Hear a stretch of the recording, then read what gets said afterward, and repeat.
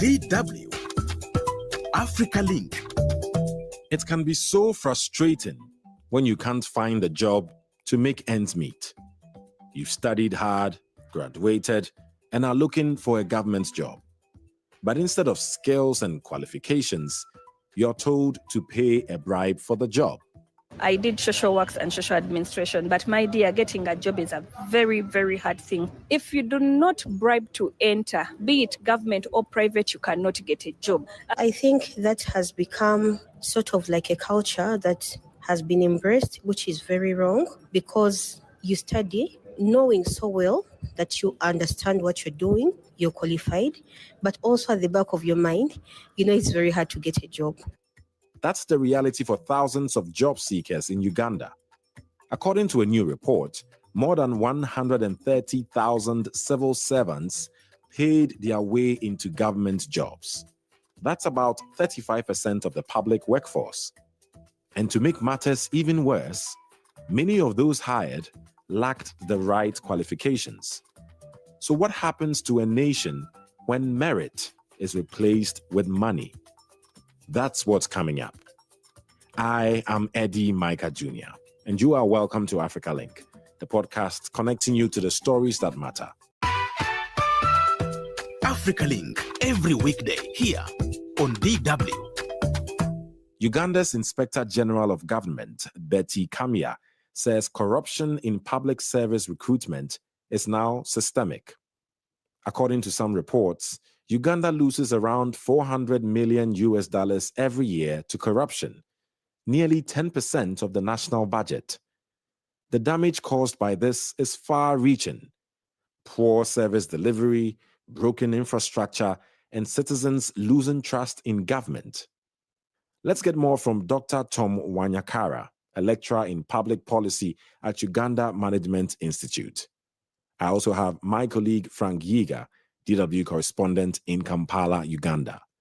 Welcome both of you to Africa Link. Frank, does this report come as a surprise or a shock in Uganda? Okay, so the news of bribery does not come as a surprise to many Ugandans, but when you look at the figures, the statistics of 35% of public workforce, having bribed, it's quite interesting and actually it's quite shocking, because we knew this was happening year in, year out, but we didn't know the magnitude of it. And if we also to base on the report from the Uganda Bureau of Statistics, saying that Uganda has over 480,000 public employees and also over 334,000 civil servants across all sectors. Say government agencies, we have the ministries, the health, education, agriculture, and all that. It beats one understanding to know that a bigger number of those employees have fake academic papers. And it also disturbs when you hear that someone else out there is doing a job that is meant for you, who is qualified and skilled. So that's where the trouble is. Right. Let me come to you, Tom, because I dare say you have many more years of experience compared to Frank and myself. You've worked for decades in the public sector. I wonder, when you compare it to your days, how that makes you feel. Is that the norm? Is that how it was? Or what do you make of that? I think it is true that the situation has become a bit messy. And I think for me as a lecturer in public administration, these are the issues that we are having while researching and teaching on how we can improve our public service. When we joined the civil service in 1980s, they would come to the university. By then, we had only one university. They would take the cream, those who get with the upper second and first classes, and they would recruit them on merit and induct them, and then transfer them or post them to various stations, both in local governments and central governments. Like for my example, I was in central government as under President's office. I was seconded as Assistant District Commissioner to Apache District in 1987.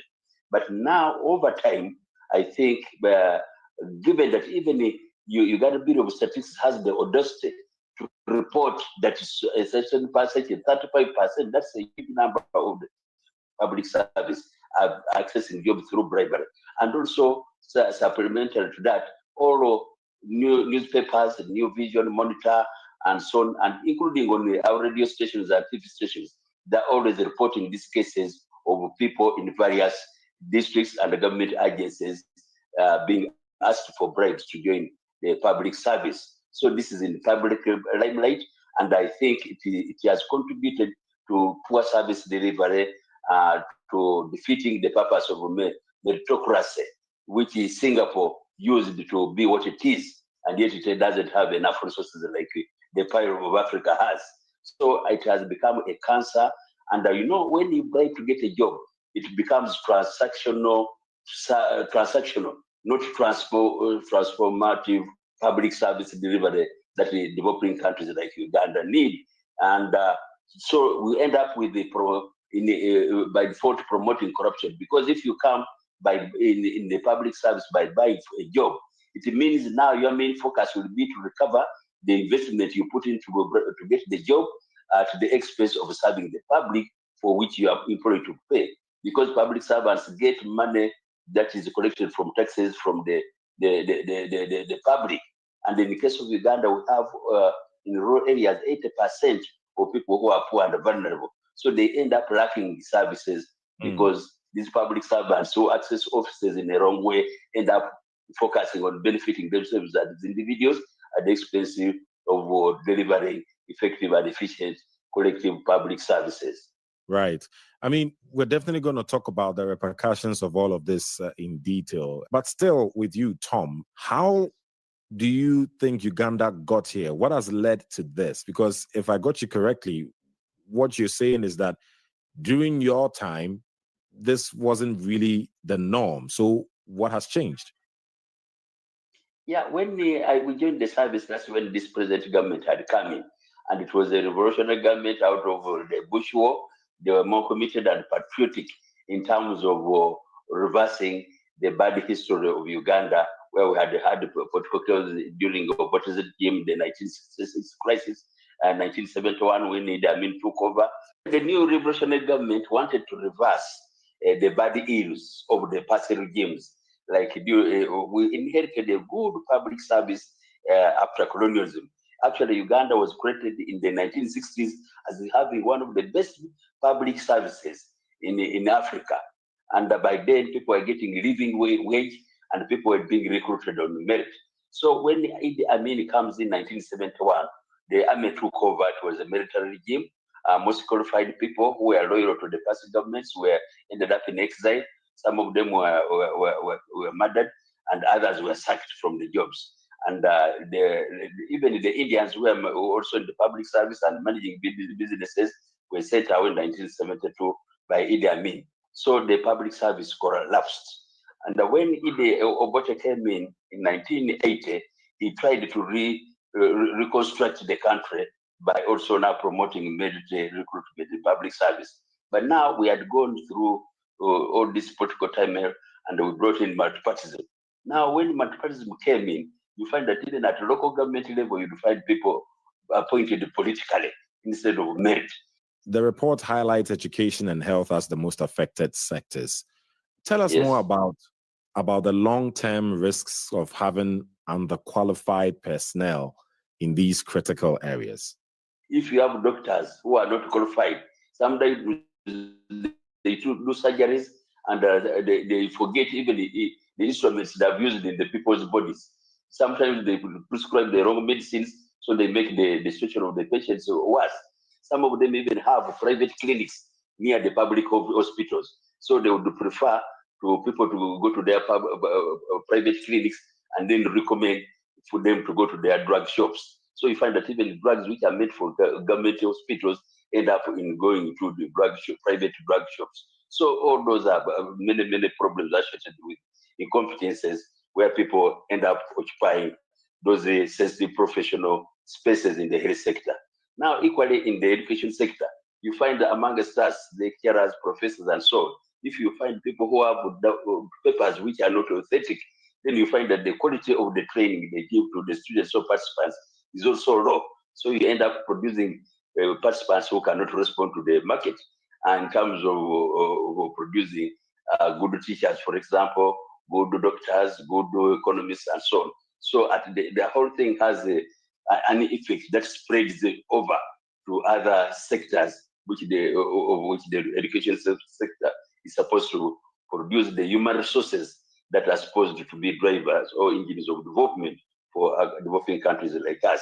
So the competences that reflect that the level of recruitment, promotion based on patronage and bribery cannot produce good people who can produce good human resources that can develop the country. Okay, and Frank, it's affecting so many sectors, isn't it? Can you share some examples of how unqualified hires have affected public services? Well, it is so grave, cutting across all sectors. Yes, it's true. They pointed out the key sectors here that are most affected. That's the health sector and the education sector. Now, according to the National Institute of Public Health reports of 2020, maternal mortality was recorded at 189 per 100,000 life births. And this does not exclude infant mortality. So these nurses or health workers that are recruited with fake qualifications are the ones that actually that cause deaths to mothers, while giving birth, and even babies. And we keep having such reports, especially in rural areas, in those poorly facilitated health centers. So many mothers die. And we believe this could be one of the reasons. Those that are not trained, they could be accountants who are working in health centers. They could be journalists who are working in health centers. And how they got there is obviously through bribery. So that is how bad it is. And also, many Ugandans die from preventable diseases, including say malaria, diarrhea, respiratory infections, and other health complications, which experts attribute to inconsistent health service coverage. But they forget that these unqualified personnel, one of the drivers of these problems we are facing in communities, deaths, and also some illnesses. So those are some of the problems we face. And also, a few years ago, AG, if I'm to inform you this, Uganda Medical and Dental Practitioners Council revoked a practicing license of a health worker who was found guilty of negligence. He left a face towel, you can imagine, a face towel in the uterus of a mother during cesarean section. So that is how bad it can get. So those are some of the repercussions we are getting. The health in the education sector is equally bad because the failure rates reported by various organizations are usually high. We have national examinations every year at different levels. So the failure rates, keep increasing year in, year out. And they really, point out problems like unqualified teachers or personnel in the education sector. And this could be one of the reasons why we're having, failure rates in education. And you find some of the teachers that are not qualified to teach, and no wonder have, other businesses they conduct, like motorbike transport. Others have Rolex or donut stalls. So after teaching, they go do their businesses. It's because they are not qualified to be in those positions. No wonder they say teaching is a calling. So definitely they're in a wrong profession. That's how we're seeing all these problems coming from. I'm just wondering, Frank, how the government plans to deal with this. Are we talking about naming and shaming? Have any officials or civil servants been named or so far? What concrete measures are being taken, you believe, to help tackle this problem? Yes, naming and shaming is one of them. Of recent, we've seen names published in the media all over places. They give a list of about 100 nurses and midwives holding fake qualifications. And you can imagine how long they've worked and how many problems they have put to innocent people in communities. So that's one of the reasons. It doesn't end there. We've also seen reports, some of them being prosecuted in the courts of law. We've seen them. And government also has put in place institutions like the State House Anti-Corruption monitoring unit is doing a great job. It does monitor the performance of these health units across the country. We also have the IGG, which is the Inspectorate of Government, which is a body mandated to oversee corruption cases or corruption performances across the country. We've seen such bodies coming out. Even these institutions themselves, for instance, the Uganda Nurses and Midwives Council, and also doctors also have councils. They have activities within themselves where they supervise and then check the standards of their practitioners, whether they are up to the required national standards. So we've seen, yes, action being done in one way or the other, though it's not enough. We need more to be done, because many of these workers don't only have fake qualifications, but they use someone else's academic papers. Say, Eddie, you could be a doctor, and your papers are in my possession. They are the ones I'm using to operate, in a hospital or in a school. So that's how bad it can get. So not enough is being done, although we appreciate the little that is being implemented to put the house to order. Right. Tom, something is being done, but clearly not enough. What more do you think is needed? What kind of policies, what kind of structural changes could help prevent bribery in recruitment going forward?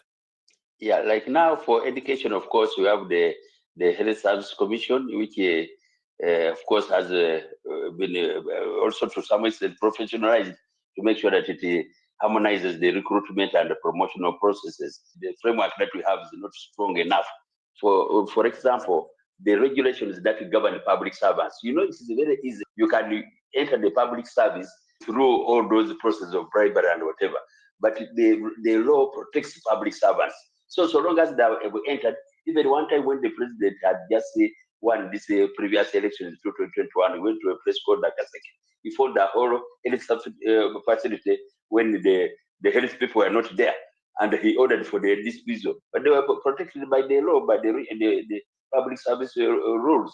So sometimes there's some sense of impunity, and the government needs to reform some of these regulations so that some of these public servants who are doing wrong things are brought to book. Then we, like in the education service sector, we have the National Council of Higher Education. Like now for us, they are nowadays doing routine checks, audit checks, to see how well qualified the staff are, whether the facilities we are using for teaching up to the standards of best practices and so on. So there are ongoing reforms, but as Frank has just said, they are not yet strong enough to make sure that some of these cases and anomalies are addressed. But I think it's a work in progress. And I would also say that it is us as educationists, for example, to maintain high standards, norms, and values that consider the public service as a vocation, as a calling. It should not be a transactional space where people exchange money for jobs and so on. The public service like that, the one we have in Singapore, should be want to be benchmarked, where meritocracy is first and other things come later. And if we have to develop, that's the way to go. And Frank, I believe the media would have to play a key role in all of this, right? What can we expect from the media, Frank, in helping push for transparency to help reform the public sector? Well, like we say here, look at that, it begins with you. Everyone has a role to play here. The media definitely, for us, we pass over the information to the public. But of course, it's also upon those individuals to see that they check themselves. We have a program in schools, like the program like patriotism, where they teach people to love themselves and love their country. We, as media, we of course push this harder to make sure that the message reaches everyone, and because it comes with integrity. Once one has integrity within themselves, which is also a component of patriotism, definitely it will instill in themselves, and they know that this is what they're supposed to do, and this is a no-go zone. Having fake qualifications to do a service is wrong, because you're endangering people's lives and endangering your country by involving yourself in such activities. So the media, definitely, we are the voice, will do a part to see that we voice out, we publish, we broadcast all these vices, and also give them solutions to clear this mess and have a better country. Right. Thank you very much, both of you. Dr. Tom Alfred Wanyakara, lecturer in public policy at Uganda Management Institute, and also Frank Yiga, DW correspondent in Kampala, Uganda. Many thanks. Get the stories that are shaping the continent here on Africa Link. Uganda is home to one of the world's youngest populations, and the youth unemployment rate is already over 40% by some estimates. This is not just a statistic. It's a harsh reality that deeply frustrates the young people of Uganda. Let's hear from some of them. I think that has become sort of like a culture that has been embraced, which is very wrong, because you study knowing so well that you understand what you're doing, you're qualified, but also at the back of your mind, it's very hard to get a job. And yet you find that there are people who are actually not qualified, but went through back door and got their way into an office. And that one affects a lot of service delivery. They are not efficient. You feel you studied, you have the skills, you have the knowledge, but then just because you don't have money to pay the bribes, for us women, we are sexually harassed. And when you refuse to give in, then there is no job for you. And yet you studied, you're qualified, you have everything. So we are truly disappointed. So I was in a WhatsApp group, which used to advertise for jobs, government jobs. I applied for the jobs. I got called for interviews, and instead of an actual interview, they started asking for money to get that particular position. And when I told them I didn't have that money to get that position, they suggested maybe getting the job and paying for that position on your first salary. And I also realized that many of the people that applied for were not also able to get those jobs.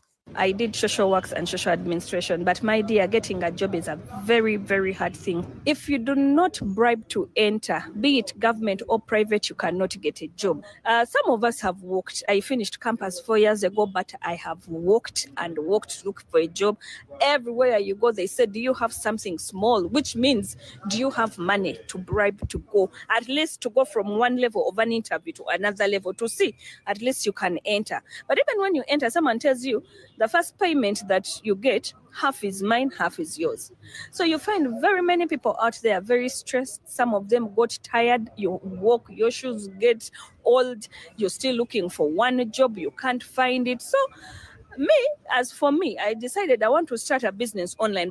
It's in the culture of Ugandans. We like to find an easiest way in when it comes to employment, because after all, the number of jobs available has never equated to the number of students or number of graduates ever, because we have more graduates than there are jobs available. We go back to something that is, of course, eating up this country and I think the entire African continent, the corruption bit of it. So you're going to look for someone who knows you. If they don't know you, you're going to look for someone who knows someone who can accept to be paid, so that you get the job.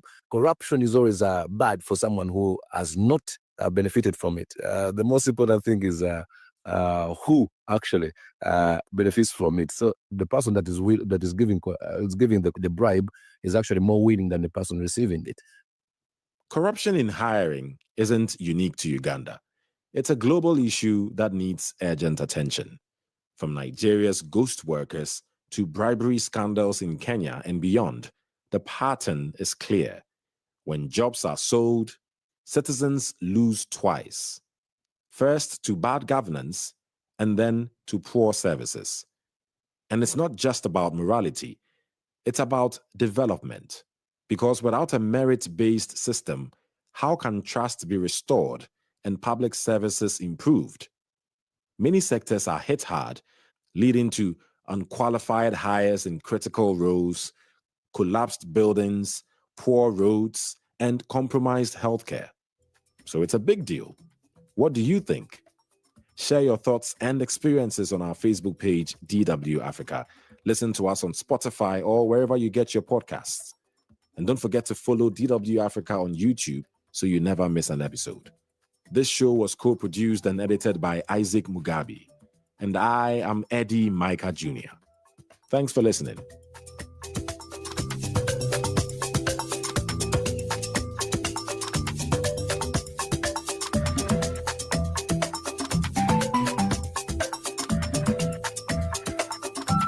DW. Made for Mind.